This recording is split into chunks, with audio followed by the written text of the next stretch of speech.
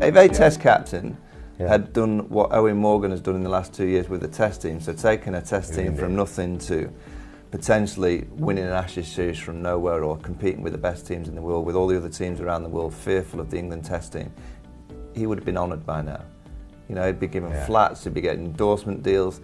You know, so Eoin Morgan deserves that same amount of credit. He has taken this one-day team from the gutter.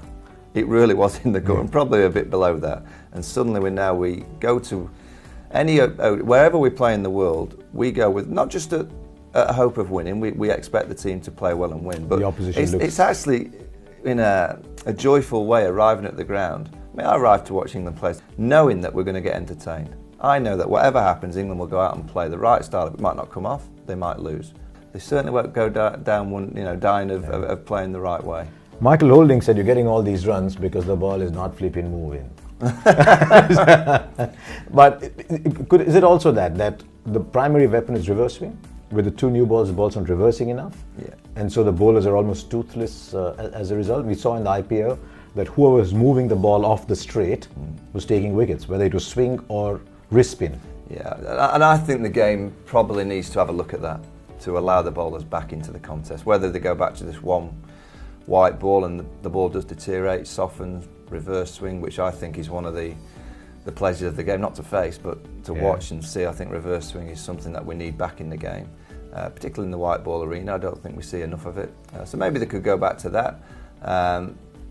Pitches are also crucial. I'm not saying this, but I think when you see some of the wickets in India that offer spin, it makes it interesting. We saw a tremendous one-day series, England versus Bangladesh in Bangladesh. The wickets just did something.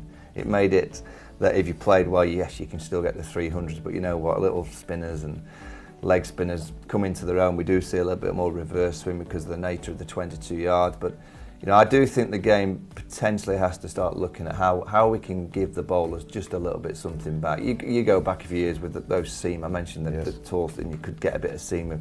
You get nothing. Bats are a bit bigger. Boys are a bit stronger. Balls coming off the bat at a rate that they're not. Yeah, the mind is freer. Correct. They don't even care about a boundary rider. You put a boundary rider, it's like, what's that? I'll just hit it over the top of it. I remember saying once that there used to be a certain reverence for the boundary line.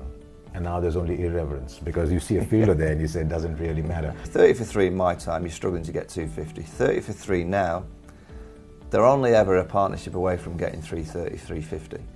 And I think because the mindset is that they all just go for it.